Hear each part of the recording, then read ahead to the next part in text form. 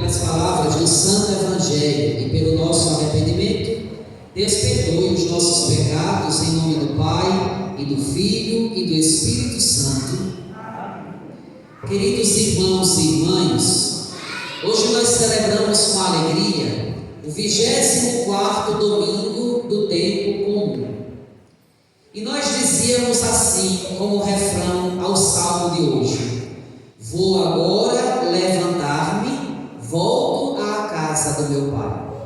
A gente viu direitinho isso aqui se concretizar no Evangelho desta missa, quando na terceira parábola que Lucas nos narrou, nós escutamos a parábola do filho pródigo, do filho que cai em si e volta à casa do Pai. Por quê? Apenas na casa do Pai eu recebo a misericórdia do Pai.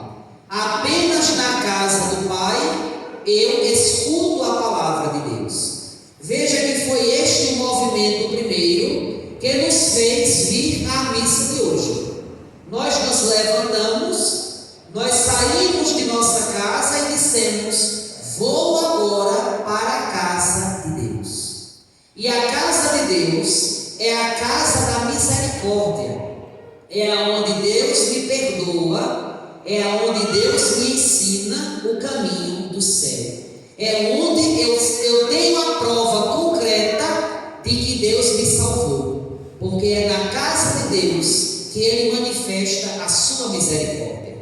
Por isso, se a gente fosse resumir as leituras desta Santa Missa em uma palavra, a palavra seria misericórdia. Deus é misericordioso. E às vezes a gente não entende como se dá a misericórdia de Deus.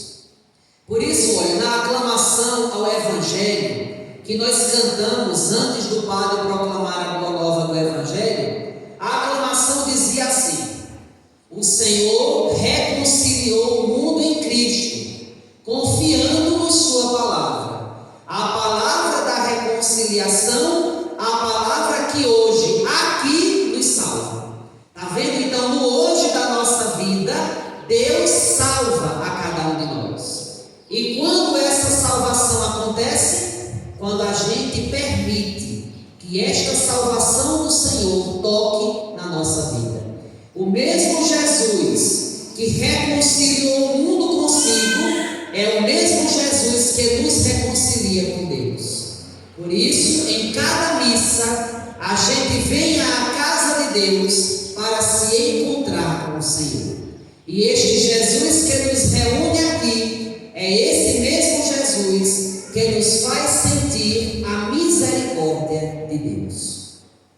Veja, meus irmãos, no Evangelho que nós ouvimos nesta Santa Missa, tirado para nós do capítulo 15 do Evangelho de São Lucas, um Evangelho tão longo, mas tão bonito, porque é o capítulo da misericórdia de Deus. Lucas reservou um capítulo no seu livro para falar sobre a misericórdia de Deus. Como é que se dá a misericórdia de Deus na nossa vida? Então Jesus vai contar para nós 3 parábolas. Por que Jesus conta a parábola? Para a gente entender as parábolas, nós devemos entender o que veio antes. Qual foi a provocação que veio antes para que Jesus fizesse o seu discurso das parábolas? Veja o que é que diz o início do Evangelho. Os publicanos e pecadores aproximavam-se de Jesus para o escutar. Porque nós nos levantamos, saímos de nossa casa e dissemos assim: vou agora levantar-me, vou à missa, vou à casa de Deus. Por que nós fizemos isso? Não é porque nós somos santos, não é porque nós somos os melhores de todos, porque nós somos pecadores.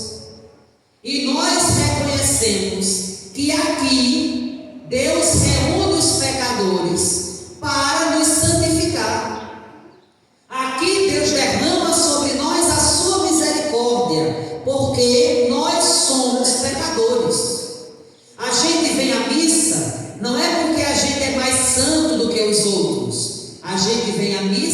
porque nós somos de todos os mais dignos de compaixão. Por isso que a gente vem à missa, porque na missa Deus derrama sobre nós o bálsamo da misericórdia. Então, olha, quem era que se aproximava para escutar Jesus? Os pecadores. Por quê? Porque eles diziam assim: eu percebo que na minha vida eu preciso melhorar muito. Eu tenho muita coisa ainda para aprender. Quantos pecados que eu cometo e eu preciso do perdão e da misericórdia de Deus para alcançar a salvação. Então o Evangelho conta aqui, olha, os pecadores, os publicanos se aproximavam de Jesus para escutar, mas tinha outro grupo que também estava ali escutando Jesus. Qual era o grupo? Era o grupo dos fariseus e dos mestres da lei, aqueles que diziam que já estavam salvos, aqueles que diziam que sabiam da Bíblia de cor e decorado. Olha, não adianta, é melhor você não ter nenhum versículo decorado, mas que na sua vida você se esforce em colocar a palavra de Deus em prática. De que adianta eu abrir a boca e dizer: eu tenho tantos versículos decorados, eu entendo de Bíblia, mas não basta entender, eu devo colocar em prática, é diferente. Este era o problema aqui dos fariseus e mestres da lei. Se achavam tão santos que passaram agora a criticar Jesus. Veja, às vezes também a gente na igreja: olha, padre, eu sou católico, mas eu não concordo com isso que a igreja faz. Mas não cabe a gente dizer isso. A igreja faz aquilo que Jesus pede. Se Jesus mandou os apóstolos pregarem esta palavra, ninguém pode deturpar a palavra de Deus. Nós devemos aceitar a palavra e nós devemos obedecer à palavra de Deus. Veja, hoje em dia parece que nada mais é pecado. Mas eu não acho que isso seja pecado. Mas não está no seu achômetro, está na palavra de Deus. É a palavra de Deus que nos diz o que é pecado e o que não é, o que é certo e o que é errado, porque é Cristo que deve nortear a nossa vida. Se a sua ação não combina com o Evangelho anunciado por Jesus, então você está no caminho errado. Mas se aquilo que você está fazendo está de acordo com a vontade de Deus, então você está no caminho certo. Então é isso, olha. Então por que Jesus sentava-se com os pecadores e tomava refeição com ele? Porque Jesus gasta tempo com quem não presta. Porque Jesus se senta com quem é pecador. Mas quem é que é santo? Me diga. Me diga um de nós aqui, começando pelo padre, sendo o primeiro. Quem é de nós que tem méritos de ouvir a palavra de Deus? Quem é de nós que tem mérito de comungar a Eucaristia? Nenhum de nós temos. Por isso que nós somos de todos os mais dignos de misericórdia.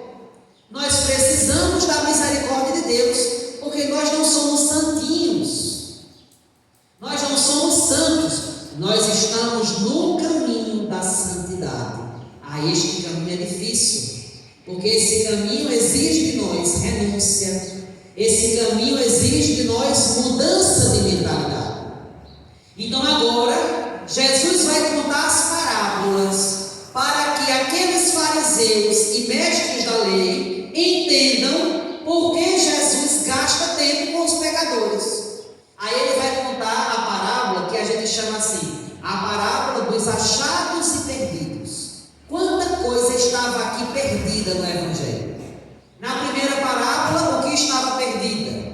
A ovelha.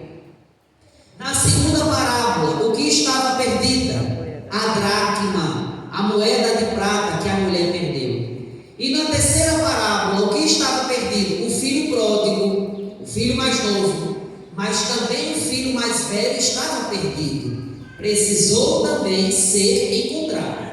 Na primeira parábola, Jesus diz: quem dentre vós que tem 100 ovelhas e perde uma, não deixa as 99 no deserto e vai atrás daquela que se perdeu até encontrar? Quem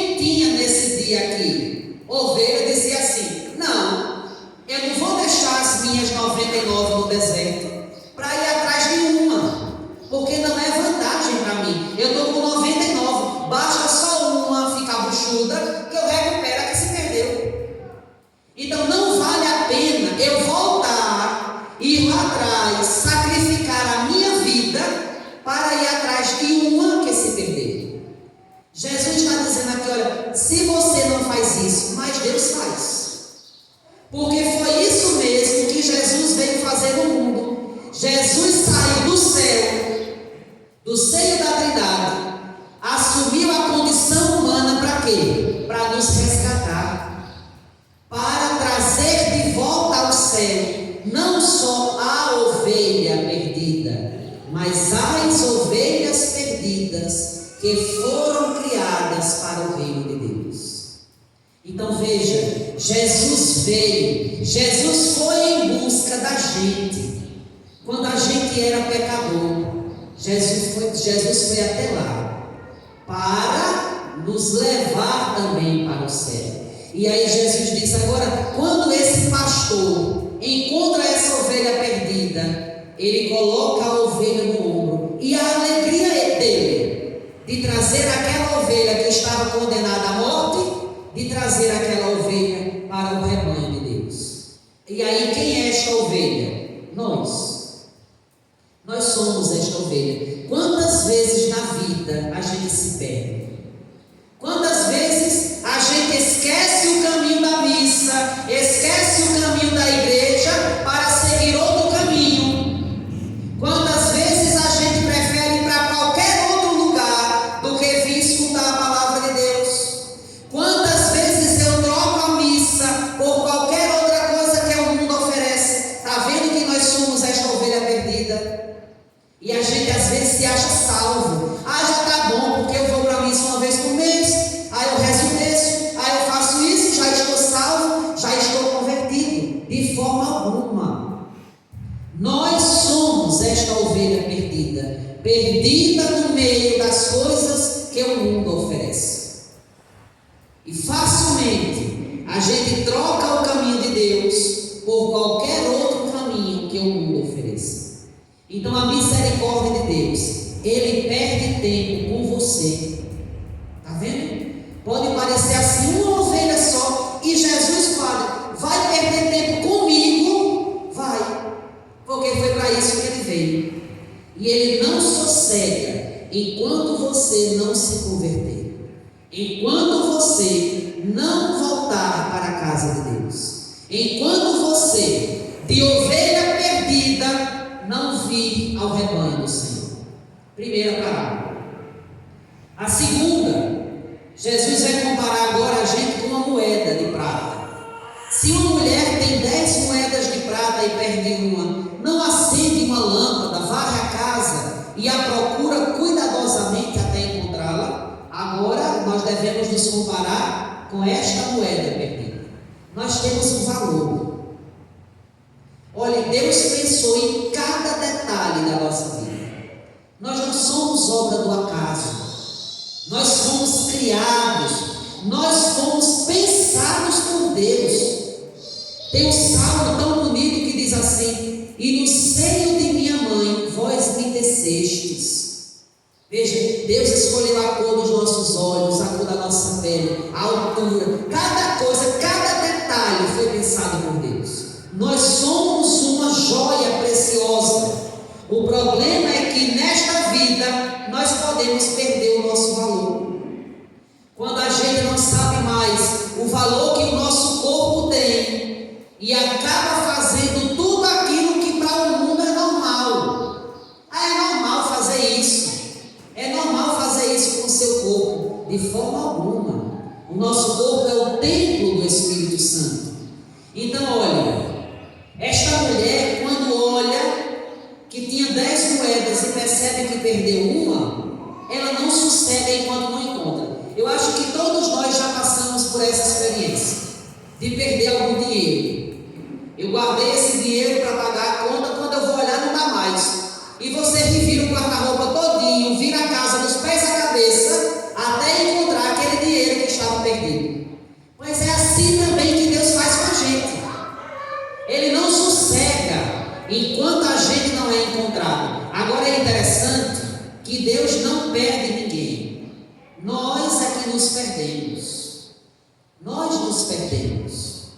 Veja, como é que esta mulher, o que é que essa mulher fez para encontrar esta moeda perdida? Diz assim, olha, acende uma lâmpada, acende uma luz. É a luz que vai iluminar para você encontrar aquilo que estava perdido. Quem é a nossa luz? Jesus. Ele é a luz da nossa vida. Por isso nós devemos o quanto antes reacender em nós esta chama, esta luz que deve iluminar e deve brilhar o nosso coração. Um sinal disso, no dia do nosso batismo, nós recebemos uma vela acesa. Ali não só é para tirar foto, não. Ali é para você lembrar que a partir do dia que você foi batizado, agora dentro de você existe uma luz acesa, que é a luz da fé, que é a luz de Cristo. E ao longo da vida, nós vamos receber muito vento contrário para apagar esta fé, para apagar esta luz. E nós devemos, em vez de diminuir esta chama, nós devemos aumentar ainda mais. Primeiro passo para a gente se encontrar: acender a luz de Cristo na nossa vida. Quando nós trazemos a luz de Cristo para nosso coração, a gente enxerga não só aquilo que estava perdido, mas também a gente descobre ali tanta coisa que é lixo, tanta coisa que não presta. Quando a gente está em casa e falta energia assim do nada, veja a dificuldade que a gente tem de sair do lugar que a gente está para ir atrás da vela e do fósforo. A gente bate na quina da mesa, a gente bate, esbarra no sofá, esbarra na cadeira, sai batendo em tudo. Mas quando a gente acende a luz, não tem por que bater mais em nada. Por quê? Porque a luz agora ilumina o meu caminho. Veja, a luz mostra o que está me impedindo no caminho e a luz faz com que eu encontre aquilo que estava perdido. Aí o segundo passo da mulher, varrer. Veja, acende uma lâmpada, varre a casa. O que é que Jesus está dizendo? É que nós guardamos muita coisa de ruim no coração. Nós precisamos varrer. Quando eu trago a luz de Cristo para o meu coração e eu aproximo Cristo, a luz da minha vida, eu enxergo aquilo que não vale a pena eu guardar no meu coração. Para que eu guardar essa raiva? Para que eu lutar com esse medo? Para que eu guardar esse ressentimento? Então varrer a casa. E quando você acender a luz, quando você varrer do seu coração tudo aquilo que não presta, você vai se encontrar. E aí você vai se alegrar, porque agora você permitiu com que Deus te encontrasse de volta. Então é a segunda parábola. E a terceira é aquela parábola tão conhecida pela gente. Pena que a gente deu o nome errado à parábola. A gente chama a parábola do filho pródigo. Mas o filho pródigo não é o protagonista da história, não é a personagem principal. A personagem principal é o pai misericordioso. E este pai tinha 2 filhos. O filho mais novo deu uma doida na cabeça e disse: eu quero a minha herança. Veja, tudo que é do pai é do filho. É natural isso. Tudo que é do pai, o filho vai herdar. Então, a mesma herança que é do pai é do filho. Mas quando é que o filho pode gastar a herança? Quando o pai morre. Quando o filho mais novo diz: eu quero a minha parte na herança, o que é que o filho está dizendo ao pai? O Senhor para mim agora não é mais nada. O Senhor para mim morreu. Veja, eu quero a minha herança. E o pai deu a herança ao filho.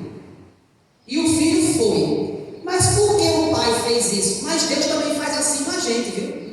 Se você disser agora: nunca mais eu piso na igreja, nunca mais eu escuto missa, nunca mais eu rezo, Deus vai deixar você é livre. Mas lá na frente, depois você conte a história. Lá na frente, diga se valeu a pena fazer isso. Porque sem Deus, nós não chegamos muito longe. Sem Deus, custe nada. Então o pai deu a herança para o filho perceber e dar valor ao pai que ele tinha. Então o filho vai, pega o dinheiro, gasta tudo com droga, com bebida, com festa, né? Se fosse hoje, era com musa, não era? Se fosse hoje, era com tantas festas, que cada dia, cada fim de semana é uma festa numa cidade, né? Se fosse hoje, era assim, gastou tudo, depois quebrou a cara. Quando ele olhou, eu não sei mais nem quem eu sou. Meu Deus, meu pai tratava os empregados dele tão bem. Quem era empregado tinha a vida tão boa. E o que foi que eu fiz da minha vida? Gastei tudo, agora nem direito de comer as lavagens dos porcos eu tenho. Olha que vida. E aí, olha, ele cai em si e diz: olha, o homem, o filho, diz assim: então caiu em si e disse: quantos empregados do meu pai têm pão com fartura, e eu aqui morrendo de fome. Olha, nada que o mundo ofereça preenche o nosso coração. O nosso coração foi feito para ser preenchido pela palavra de Deus, pela oração. Só cabe Deus no vazio do nosso coração. Você pode colocar cerveja, pode colocar mulher, pode colocar festa, pode colocar o que você quiser. Quando terminar tudo isso, o buraco vai estar maior. O buraco da alma vai estar maior. Porque só Jesus preenche o nosso coração. Só Ele nos dá alegria. E foi preciso o filho perder tudo para tomar consciência disso. Talvez isso tenha acontecido com a gente. Enquanto a gente tinha saúde, enquanto a gente tinha dinheiro, para que lembrar de igreja? Para que lembrar de Deus? Para que missa? Foi preciso você perder tudo para dar valor a Deus. Foi preciso você chegar ao fundo do poço para reconhecer que a única riqueza da sua vida é Deus. Não é nada. Então ele cai em si. Aí agora é bonito, porque o filho vai agora decorar um refrãozinho para tentar convencer o pai quando chegar em casa. E aí ele diz assim: vou embora, vou voltar para meu pai e dizer. Ele não vai querer me aceitar como filho. Então eu vou decorar aqui uma historinha que é para ele me aceitar como empregado. Pai, pequei contra Deus e contra ti, já não mereço ser chamado teu filho. Trata-me como um dos teus empregados. Então, ele partiu e voltou para o seu pai. Agora, o mais bonito da história acontece. Quando ainda estava longe, seu pai o avistou e sentiu compaixão. Correu-lhe ao encontro, abraçou e cobriu-os de beijo. Olha, o pai nunca desistiu do filho. Pensa que o pai estava em paz, vivendo a vida dele, sabendo que o filho estava longe, esbanjando os bens? Não. O pai estava na frente de casa, olhando para o caminho, esperando o filho voltar. Eu acho que quem é pai e quem é mãe sabe muito bem desse sentimento que esse pai estava sentindo. Quantas vezes eu escuto as mães dizendo assim: olha, padre, o meu coração só sossega quando o meu filho chega em casa. Olha, padre, eu não durmo, passo a noite acordada, só consigo dormir quando eu escuto o trinco da porta abrindo e eu sei que meu filho chegou bem. Aí meu coração fica em paz. Pois bem, o coração desse pai também era desse jeito. Não sossegou enquanto o filho não voltou. Então o pai correu, abraçou, beijou. O filho disse: agora é a hora de eu dizer o que eu decorei. Aí ele começa: pai, pequei contra Deus e contra ti, já não mereço ser chamado teu filho. O pai nem quer saber do restante. Manda os empregados pegarem a túnica, o anel no dedo, a sandália nos pés e traz o filho de volta para a sua casa. Está vendo que pai misericordioso? Agora isso aconteceu por quê? Porque o filho caiu em si. O filho disse: longe da casa do pai eu não tenho vida, eu vou morrer. Então quando a gente também, meus irmãos, cai em si e decide voltar, Deus não vai agora passar na cara da gente o que a gente fez, o que deixou de fazer. Não, agora você vai escrever uma nova história na sua vida. E aí ele mata um novilho gordo, faz um banquete. Quando o filho mais velho está chegando, escuta a dança, o barulho de festa. O que é que está acontecendo aí? Aí os empregados dizem: teu irmão voltou. E porque voltou, teu pai matou um novilho gordo para fazer um banquete. Olha, esse novilho já tinha dono. Toda casa, naquele tempo de Jesus, tinha que criar ou um cordeirinho, ou um cabrito, ou um boi. Porque na Páscoa, cada família tinha que matar uma cabra, um bezerro, um bode, para fazer a ceia pascal. O pai estava engordando o novilho para a Páscoa. A Páscoa significa o quê? A passagem da morte para a vida, do pecado para a graça, da escravidão para a liberdade. Foi o que aconteceu com o filho. Por isso que ele matou o novilho gordo, porque para ele era Páscoa. O filho agora voltou à vida. E o filho o mais velho não entra para a festa. Veja, ele não se alegrou vendo que o irmão voltou com vida. E ali, olha, é preciso o pai ir, vai insistir com o filho para ele se alegrar. E aí o